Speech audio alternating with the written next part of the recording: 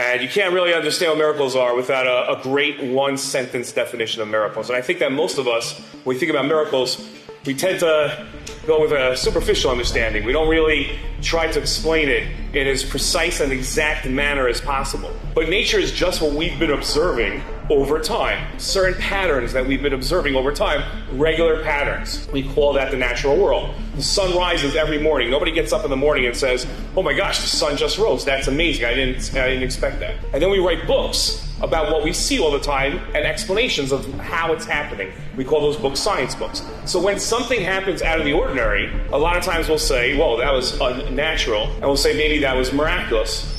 But it's not necessarily true, because what happens is scientists then say, okay, I didn't know that about the natural world. Now I know something new about the natural world, and I'll add that to my science book and explain how it happened. They don't sit there and say, I don't know how that happened. I can't explain it. That was miraculous. And if you look at our Rishonim, on the splitting of the sea, that's what they do. They try to explain it in the scientific terms of their time. Because the sea can split. In fact, it didn't happen just once. The river split. The Yarden by my house split when Yeshua came across. Seas can split.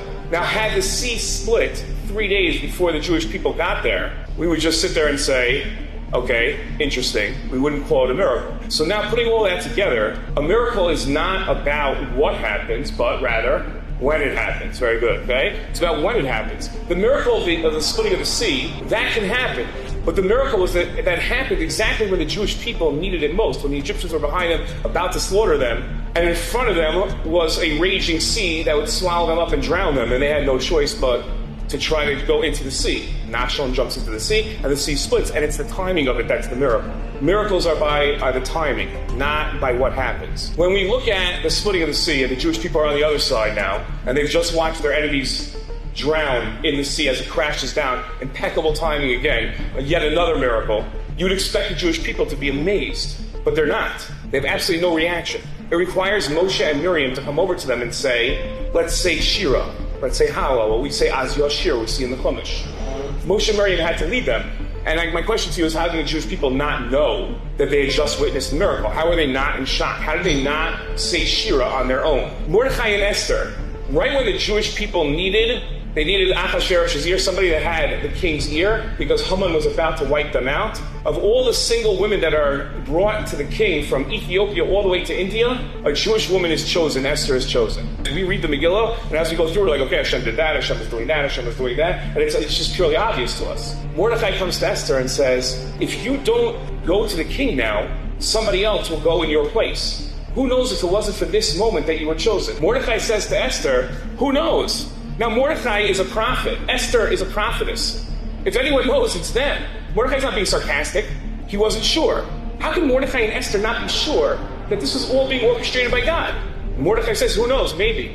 Because there's a psychological phenomenon that when incredible, unnatural, out of the ordinary things are happening to us, whether they're traumatic or they're joyous, we can't understand it. We're processing the pain or the joy that we're going through. And we can't fathom it all at once.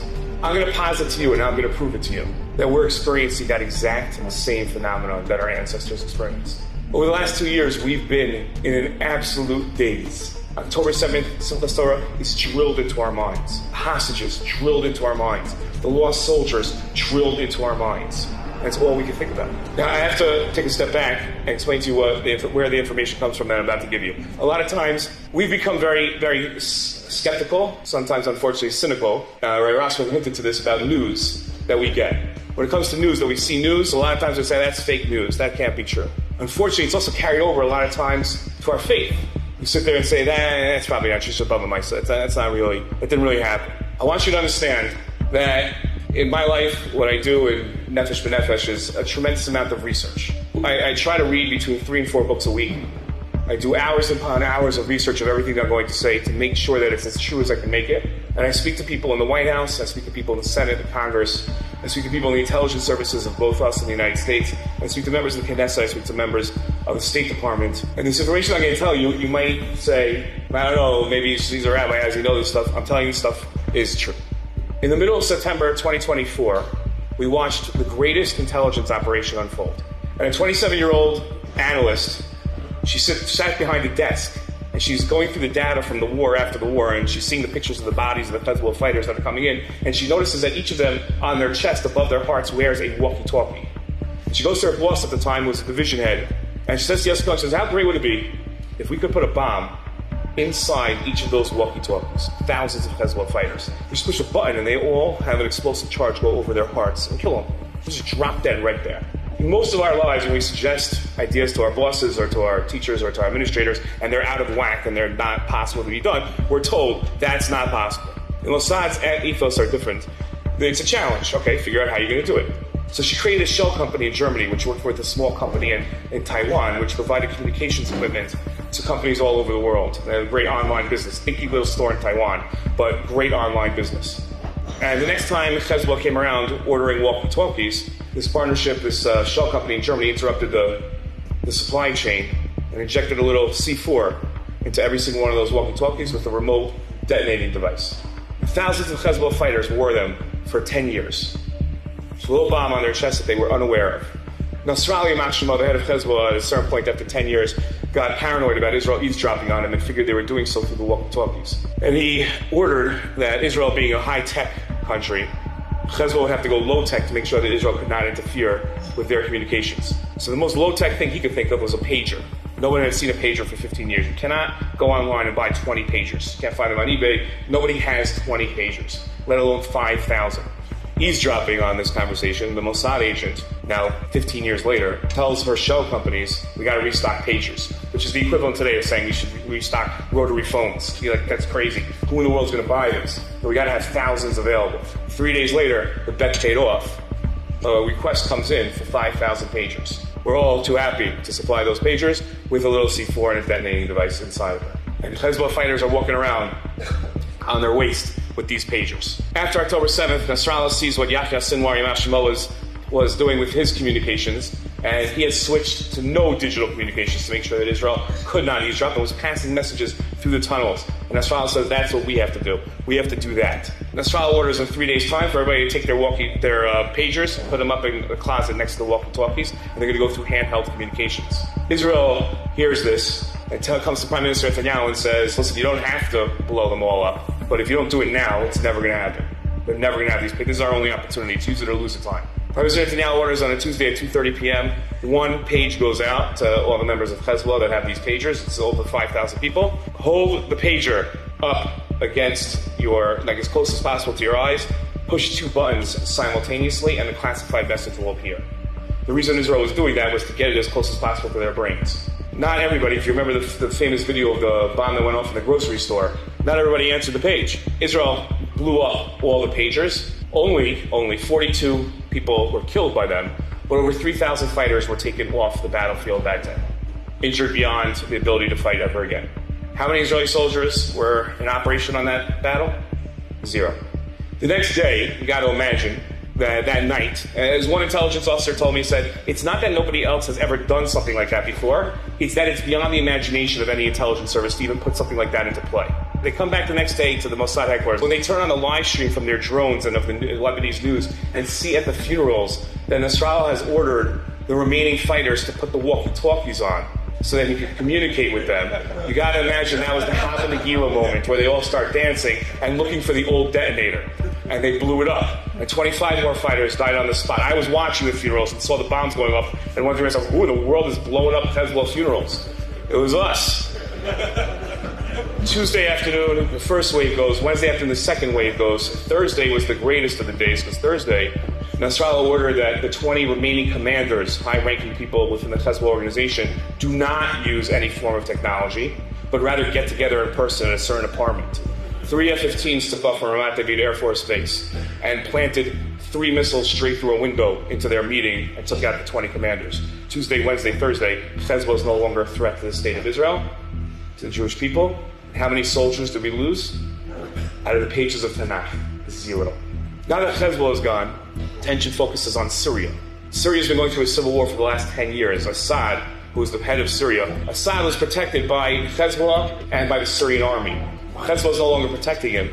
And a true Russia, a man named al-Sha'ara, who is now the president of Syria, with a $10 million bounty on his head from the United States, realizes this is his chance and orders his troops in. The hardest Israel ever fought was December 8th and 9th of last year, and most Israelis, most people in Israel, have no idea it happened. On December 8th and December 9th, as al-Shara's forces came into Syria, everybody in the Kiryat, our Pentagon in Tel Aviv, realized, take out all the Syrian files, every attack plan. It's absolute chaos there. Put them all into play right now. 350 planes go off on 350 missions. That, over the course of 48 hours, we bombed every single Syrian Air Force jet. None remained. We bombed every single Syrian Navy boat. None remained. We killed every single general and assassinated them. None remained. We killed every single nuclear scientist working on their nuclear weapons program. None remained. We killed every single chemical scientist working on Syria's chemical weapons, which they had and don't remain anymore, and they don't remain anymore. We killed everybody, took southern Syria for ourselves as a buffer zone. And how many soldiers fell in those battles as we raced across Syria, bombing them and assassinating their people? 0. Out of the pages of Tanakh, we did not lose one soldier in Syria.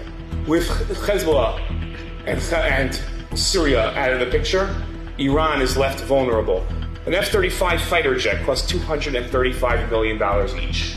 And for every hour that it's in the air, it requires 8 hours of maintenance. The United States Air Force, at any given time, its planes are in 51% readiness. That means they need double the amount of planes to fight a war, because 50% of the planes are always under maintenance. That's acceptable numbers for mechanical engineering for airplanes. That's how it works. When Prime Minister Netanyahu plans the attack on Iran, he's going to fly 200 planes, 4 hours, 2,000 kilometers to Iran, and then 2,000 back, another 4 hours. An hour over the air avoiding anti-aircraft fire. Stress on the airplane is tremendous. Stress on the pilot is tremendous. And the acceptable losses are 8 planes on every round of fighting. 8 planes will suffer mechanical failures. Just imagine how many times you've been on a passenger jet, which is a lot less complicated of an airplane, and the pilot announces, I'm sorry, we have like a 20, 30-minute delay. Something on the plane broke. You need to bring a mechanic out to fix it. For an F-35, 8 drop out of the plane on every round. That means we lose 8 pilots. 192 planes come back, 100 require more maintenance. Only 90 go back. Of the 90, another 8 drop. Over the course of 10 days, we're looking at 60 dead pilots, 60 lost planes, and about half the planes at any given time back on the runway for maintenance, some of them not being able to take off ever again. We suffered no losses. We didn't even have a plane that required significant maintenance. The way a mechanical engineer explained this to me is that it's impossible, except that it happened. The American ambassador told me they still can't file reports. They don't know how to explain this. It's impossible for this to have happened. Impossible.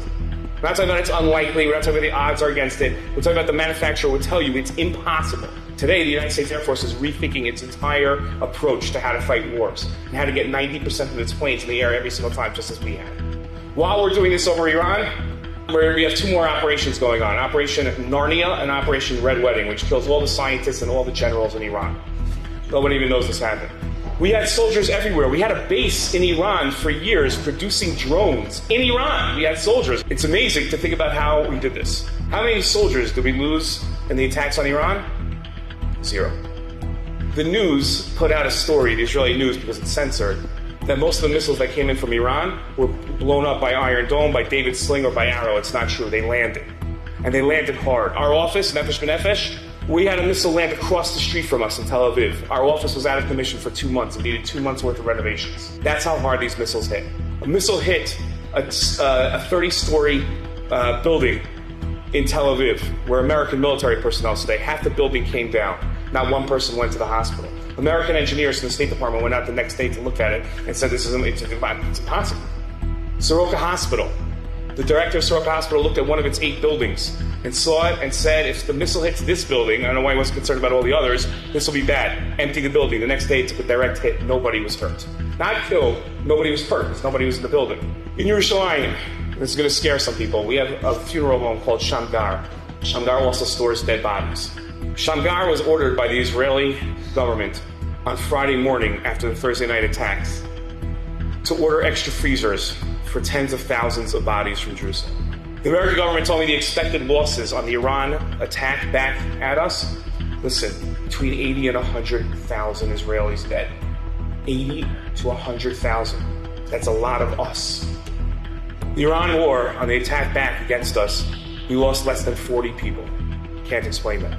February 20th, 2025. Everybody knows what happened that day? That day, we should be saying Hallel, probably not based on the English date, but on the Hebrew date. So 9 o'clock that night, when 3 buses blew up in a parking lot in Bat Yam, and a woman found a bomb under her seat in another bus, and all the buses in Israel were told to pull over, and one more bomb was found. When you build a bomb, you got to be really careful, because you make a mistake, and that's the end of you. The plan, 5 buses would blow up in downtown Tel Aviv, and they would kill 1,000 Jews, injure thousands more. Can you imagine another October 7th? But they made a mistake, an inexplainable mistake. Make it once, I can understand, but they made it 5 times in a row. And they set the bombs for instead of 9 a.m. for 9 p.m. So when they blew up, nobody was injured. Inexplainable. The last story I'm going to share with you, that they found Sinwar's plans. Yahya Sinwar was the head of Hamas, and they found his plans. And the plans were for the October 7th attack not to be on October 7th, but to be a coordinated attack. And listen very carefully to this. The coordinated attack was supposed to be Hamas doing what it did, Hezbollah firing 50 to 100,000 rockets at northern Israel and coming across the border, and Iran firing its ballistic missiles at us. Palestinians in Yehuda v'Shomron would have rebelled, would have gone town to town murdering. We would have had, at best, millions of dead Jews, and still had our country. That's best case scenario. Expected scenario from that plan is there's no state of Israel, there's millions of dead Jews, and millions of Jews being held hostage. What happens after that? Our nightmares can't fathom. For reasons we'll never know, Sinwar jumped the gun and went early without telling Hezbollah and Iran. And what should have been the end of us turned out to be an amazing Yeshua, an amazing salvation. Every single thing that we've had, every salvation, whether it's Hanukkah, Jews in Mitzrayim, Jews were killed. And we lost people. In modern times, the Yom Kippur War victory, 6-Day War, 1948, we lost 1% of the Jewish people in Israel. There's always loss, but there's also tremendous Yeshua. What we've experienced the last 2 years, can't fathom it because we're in it. It's hard for us to see it. But we've experienced the greatest miracles that we've seen in centuries. Ask yourself of the stories that I've told you tonight. If the Chashmonaim would come back in time and they would hear this talk tonight, would they not say, we're jealous of you? We took out 1 army. You took out 7. We had losses. You had very few to none in many of your wars. We can't see it. We're in it. But it's there, right in front of our face. Bizman